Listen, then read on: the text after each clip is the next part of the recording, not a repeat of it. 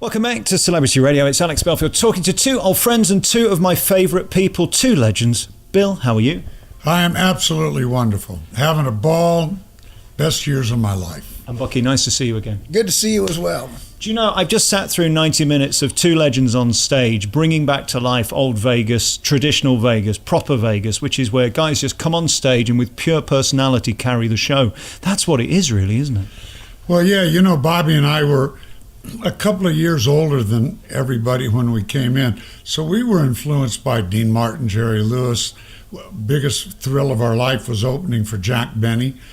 And so we just, we had that in our blood. I mean, we sang rhythm and blues, but we had that entertainment thing in our blood, and we loved doing it. And the audience loves it. You know, they want to experience you instead of the show. I was just going to say it's an experience. It's not just out there singing songs, even though, you know, Bill and Bobby always had the hits. But when we try to do that when we're on stage is make the audience, it's like almost want it to feel like you're sitting in someone's living room instead of a theater. Yeah. So it has that warm, welcoming feeling, and they can respond, and we can have a good time. And it's magical when it happens like that. And that voice of Bill Medley, we get to hear it, and it comes through almost immediately, and it's like putting on an old blanket that you love. I mean, you do realise you've been with us our entire lives. Well, you know, God bless you for saying that. Love and Feeling was in 65. Loopy Lewin's, the earlier stuff, 63, 4. And I tell people, they say, man, you sound exactly like you did back in the 70s. I said, because I sounded like I was 75 when I was 25. And so it's not a stretch. But now God's been good to me. God, because I lost my voice once. And they said, you'll never sing again. Two biggest throat doctors. And God sent me Jack Coleman. My high school choir teacher was doing lessons. Saved my voice. I'm singing better now and having more fun now than I've ever had in my life. And this guy makes it fun. Thank you, brother. Of course, you pay tribute to the Righteous Brothers through the show, and you do that beautiful number, Unchained Melody, which, of course, we all love, and is probably the most re-recorded song in history because it's the best, right? Well, see, you know, it's so funny because I think some contract writers wrote it for this movie. They probably wrote it in a half an hour. Literally. And this song, I mean, and that was in 55. They wrote it for a movie called... All places, thank you. They wrote it for... We'll see you later. We're on. They wrote it for a movie called Unchained. And then Roy Hamilton and Al Hibbler recorded it. We got a hold of it, and boy. And then YouTube recorded it. Everybody's... Neil Diamond. Elvis. And Elvis. Everybody's recorded it, and it's just one of those songs, simple, right to the point songs. So just blessed. Bobby and I were blessed to get a hold of some really wonderful songs. Replacing a legend is never easy, and you set it up so beautifully in this show. This isn't an impersonation. It's not even a tribute. It's just you bringing these songs back to life and doing this wonderful synergy of two voices that are completely different. It's extraordinary. Yeah, it's the whole experience for me. You know, I played these records like I know you did.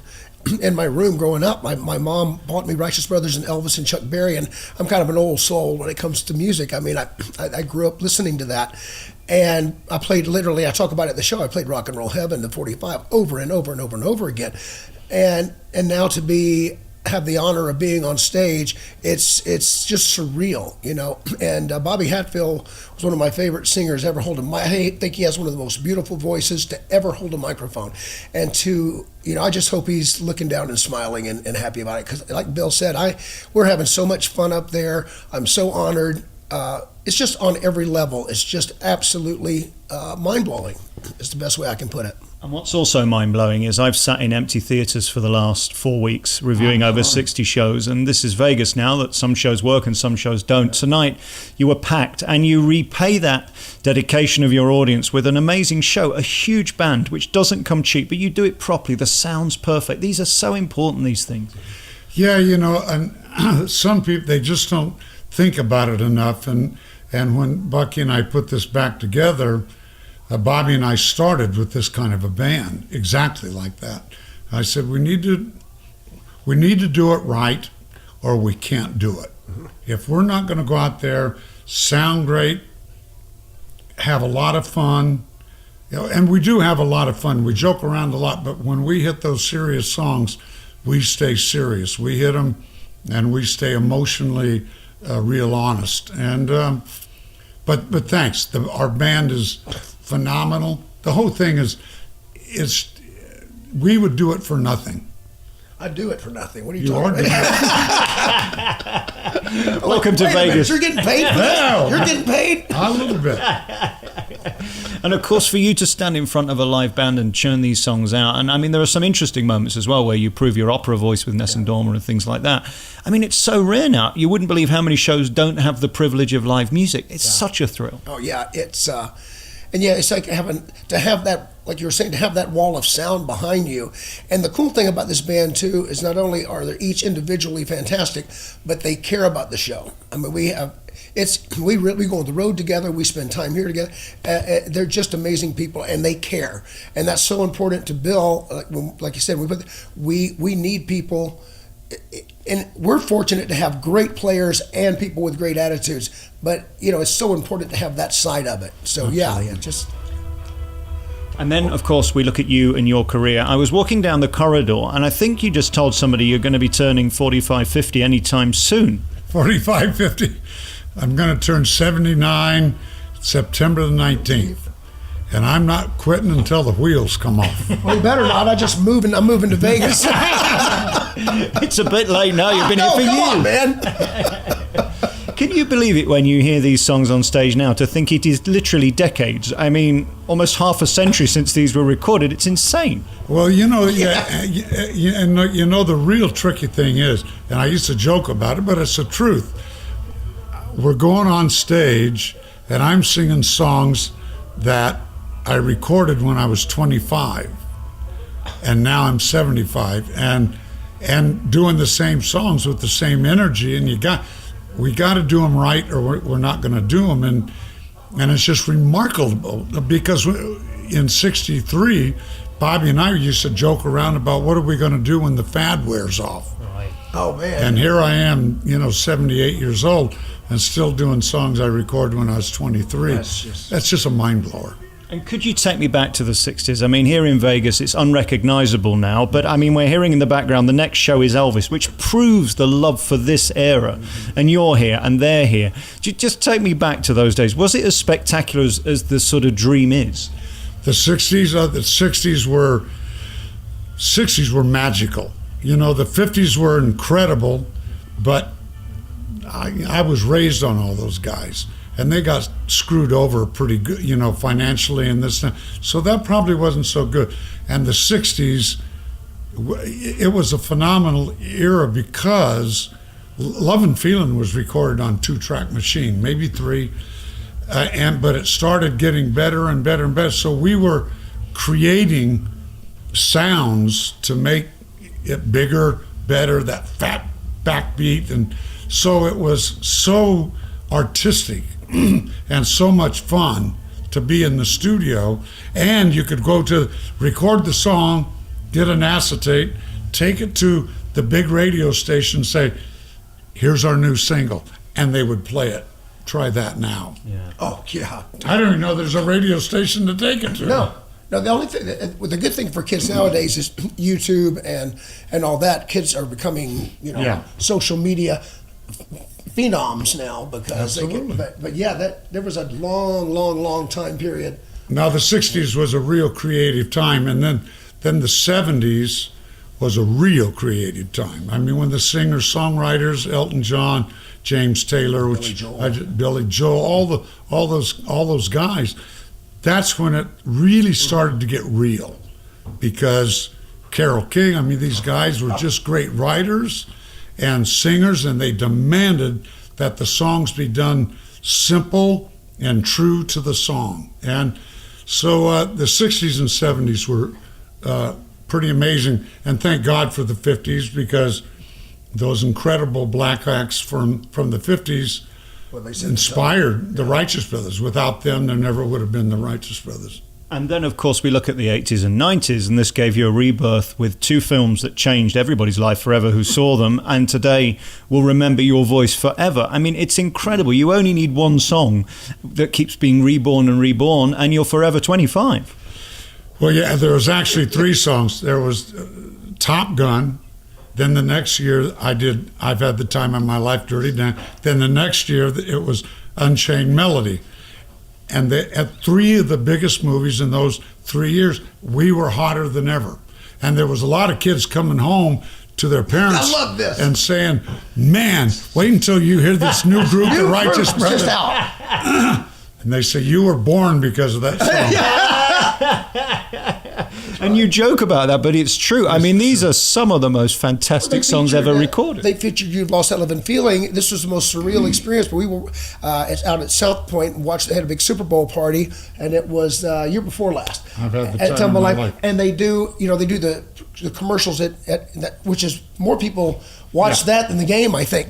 But Bill and I are sitting there, and he's sitting next to my wife, and there's TVs all around the room, and here comes "I've Had the Time of My Life," and it's the New York Giants reenacting all the dance moves. They do the lift at the end, and I looked at Bill. He had this look of confusion on his face. He's like, "Man, that song just is eternal. It's just won't die." And now it's Kentucky Fried Chicken. Yeah, you see the new Kentucky Fried Chicken commercial. Yeah. The Colonel's dancing and does the lift with Miss Butterworth. I mean, come on, dude. Come on.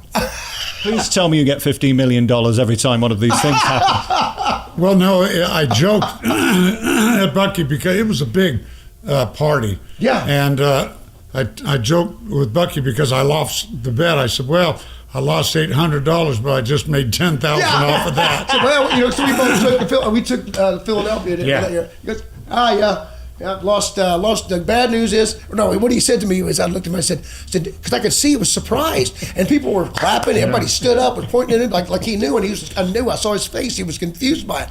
And I said, you had no idea that was going to be in that commercial, did you? He goes, no, they don't have to tell me, but they have to pay me. He just said, well, I lost $800 on the Patriots, but I got $10,000 for them playing that song. What an amazing life and career, and the stories that we can't even go into and touch the size. I mean, you do realize the impact you've had not only on music but the world too. I mean, these weren't just a big American hits. I think still the most played song on American radio ever. Yeah. And then in England as big, and then around the world. People love these, whether it's Japan, whether it's San Francisco, or from Ecuador tonight, from all over the country. New Zealand last night. Nuts. I did a tour in England about 5 or 6 years ago, and it was a rhythm and blues tour.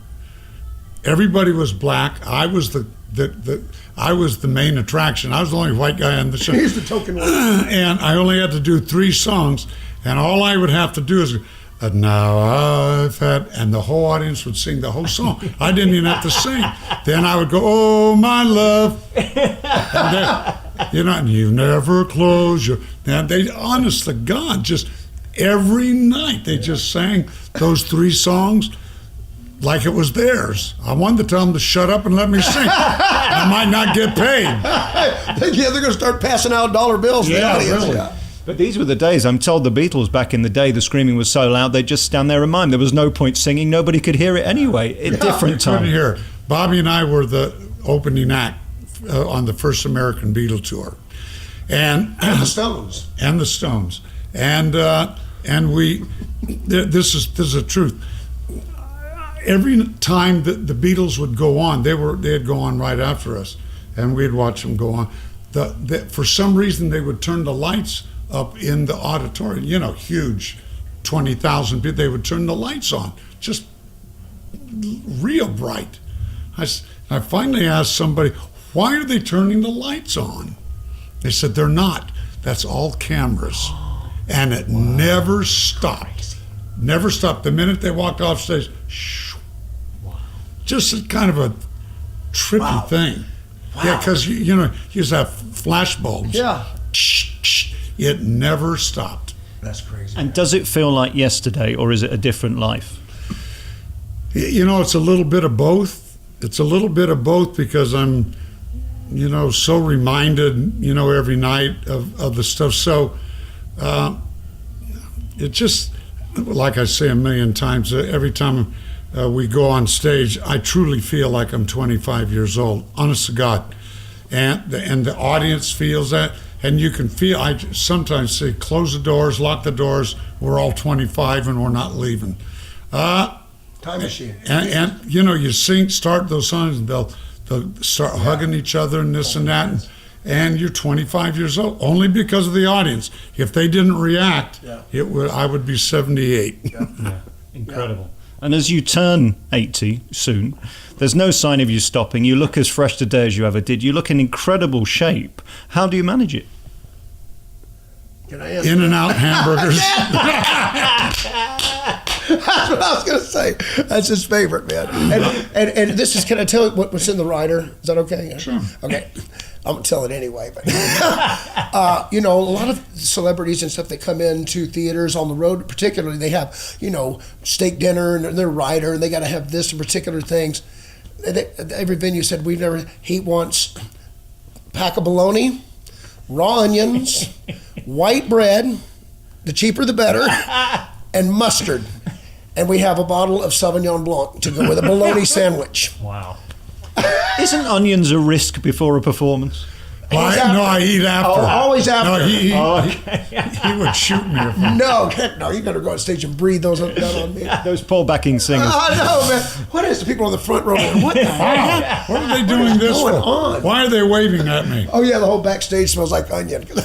Seeing you two tonight is like watching Great Vegas brought back to life, because there are so few legends left. There's Donnie Marie. I saw Barry Manilow the other week. So few people have the magic that you bring to that stage, and together it's a beautiful chemistry. The Righteous Brothers are here at Harrahs, 6 p.m. What a beautiful show. Thank you so much for your time. It's always a pleasure, man. Thank you. Yeah, thank you, man. We love you for what you do. Absolutely.